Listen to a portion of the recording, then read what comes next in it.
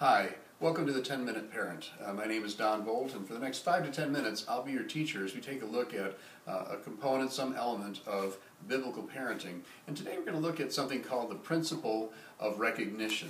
Okay, a lot of things that we as parents need to recognize that are going on around us and in our children, and just the environment that we're raising our children in. You know, your home, you have to remember, it's an environment. You know, I teach in a school, and I talk about with my students about how I said, you know, the rules of the school, they belong to the rules. You know, you belong to your parents and God. I said, but this learning environment, it belongs to me, and I protect it. And I try to bring into that learning environment the things that I need to do an effective job of teaching. Well, much the same is true in your home. You know, what is present in your home? Do you have what you need in order to raise your children the way that you're hoping to raise them? And so we're going to talk a little bit about just, you know, some of the things that are in that environment and just this whole principle of what I call recognition. You know, one is that knowing that each family is different. You know, sometimes we look around, we see other families, and think, well, I'd like my family to be like that one. And you know, I suppose to some extent that's good. You know, you're finding things to emulate, and so that's a good thing. You know, you look for best practices. You look for things that people are doing that you think, well, that would be particularly good for my family. You look in the Bible, and you look and you see different things that different parents did. You know, you see interactions between Mary and Jesus. You see interactions between you know, different people. You know, and the children that they're raising, Jacob and Esau. Okay, just watching them grow up in a home, and just talking a little about even those sorts of things. But to understand that each family is different, and that should be somewhat purposeful. All right, I mean, there were things that I recognized were going to be special about the family that my children were being raised in. One of the things, you know, we chose to homeschool our children. That was a major environmental issue as far as, you know, what was going to be going on in our home. We wanted our home to be the neighborhood playground. We wanted it to be the place where all the kids wanted to come in the neighborhood. We felt that it was better for us to be able to be an influence in our children's lives and the lives of their friends than for them to be disappearing and gone from us for long periods of time where we really weren't sure what they were up to. So, you know, so making our home the neighborhood playground. And this costs, okay? My wife, I'm sure, would have liked the home to have been a little more pristine than it was, but nonetheless, you know, these were costs that we paid in order to make sure that we had the things that made our home a place that our kids really not only enjoyed it being in themselves, but would enjoy bringing their friends to as well.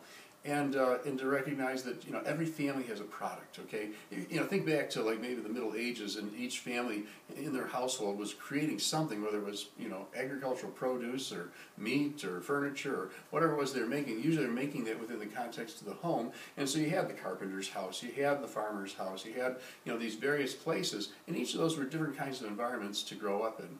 All right, well, your home is no different. There's something that your home produces. Maybe it's hospitality. Maybe you're the rescue mission, you know, the family that's likely to take in people that are bruised or injured and help them, you know, with their emotions and, you know, different things that they're dealing with. You know, you may be the house of the evangelist where, you know, basically you're just known for evangelism. I don't know what's going to define your family, but please understand something, whether on purpose or by accident, something will. And so to encourage you to recognize this and to then, you know, very purposefully start to model your family in a way that's going to mean that you know, that you have an identity that your family is growing up in. Okay. Second one, remembering that each child is unique. And with that, I'm going to direct you a little bit to teaching number 23 on individuality. There'll be a little bit more development of this, but frankly, recognizing that each of your children is different. You know, we all, you know, see the families, you know, the NFL families where every kid in the family grew up to be a quarterback. Well, let me assure you of something. In many other ways, every kid was very different. No matter how many similarities, you know, you try to produce in your children. I know one of the things that we had set at the beginning was every one of our children was going to learn a musical instrument. Then we had our outdoor child, you know, and basically this one was going to be climbing trees and probably, you know, not going to be playing an instrument, and basically was very resistant to it. And at some point we just said, you know, we need to recognize the individuality, the uniqueness of this child, and recognize that that may not be for them. So every family has an identity. Each child is unique, and I want to just encourage you, any opportunity you get to study, you know, that whole thing about individuality, take the time. It's very helpful for any kind of leadership, but particularly in the home. And then the next part of this is recognizing that with that individuality, with those differences between children, and frankly, some of them are fairly predictable. And again, I'm going to recommend another book, a book called The Birth Order Book by Kevin Leman, a very insightful book on how birth order, you know, what, you know, whether you're the first child, second child, third child, whatever, coming into a family and how that impacts you. But there's a lot of things that do. But as parents, one of our roles is to help each of our children to find their identity in the family. What is their role? What's their identity? Where do they fit in? What is it that they contribute to the family, so that we can recognize that in them and help them to understand their value to us and to the rest of the people in the family. Sometimes even being able to show somebody across the line to be able to say, well, your younger brother that you find so annoying, well, let me help you to understand. See, this is what he contributes to the family. This is the positive thing that child brings in. And so, recognizing and guiding them into that identity and that role in the family, so that it isn't something where you have the child who becomes the outsider, who doesn't really feel like they belong here. That becomes a parental role. Because as you help them to find that place in the family, one day you will be contributing to helping them find their place out in the world. I will forewarn you, kids on their way off to college, generally speaking, are not, approaching the parental throne to find out what direction you're wanting them to go in. More often, they've got their own idea about what they want to do. But if you want to have that place of influence to be able to speak into the direction that they feel that they're being led in life, being effective at this stage is very, very important. And so, just to kind of give a little bit of development to this, just to recognize, every child, they have a gift, they have an ability. Over in 1 Peter chapter 4, verse 10, it says that every one of us has been given a gift, a special gift, many of your Bibles will say, and that word is charisma, all right? Each one has been given a charisma, a special spiritual gift, and with the spiritual gift, we then communicate the grace of God to one another. Well, that's true for your children. Each one of them has this charisma, this gift, this something from God that's going to enable them to be able to serve God and to be a blessing, not only in the family, but anywhere that they go. They have a temperament, all right? You will find out that your child had a temperament when they arrived, okay?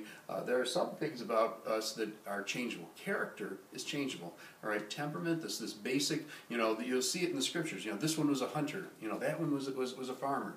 This one was an extraordinary child. What kind of child was this going to be? You see them trying to understand this about the uniqueness of each child, that they had a temperament, if you will, a destiny that went with that temperament. And to recognize also that as time goes on, your home environment is going to change some. And with that, again, being purposeful and recognizing what's going on and how it's impacting the children that you're raising in that environment. The growth of the family. The first child comes in and thinks they're just a little adult, and that's why oldest tend to follow that parental pattern. The next one comes in and realizes they're the youngest child. Very different experience. Maturing of parents. When my first child was born, I was a kid. Oh my goodness, I look back at pictures of myself holding that child and I think to myself, how much more than a child was I myself? As I get to my older children, obviously we've had 10, 12 years to mature, and so we're a different set of parents. Aging of grandparents, what kind of impact or input are the older members of your family having on children, and to recognize that makes a difference, and to recognize that, as an example, if you have grandparents that are aging and making less of an input, you want to look at what was it that they were giving to the children and trying to replace it in some way, perhaps from yourself. And again, changing circumstances, changes in jobs, changes in other things that are going on around people, even changes in finances, that can make such an impact.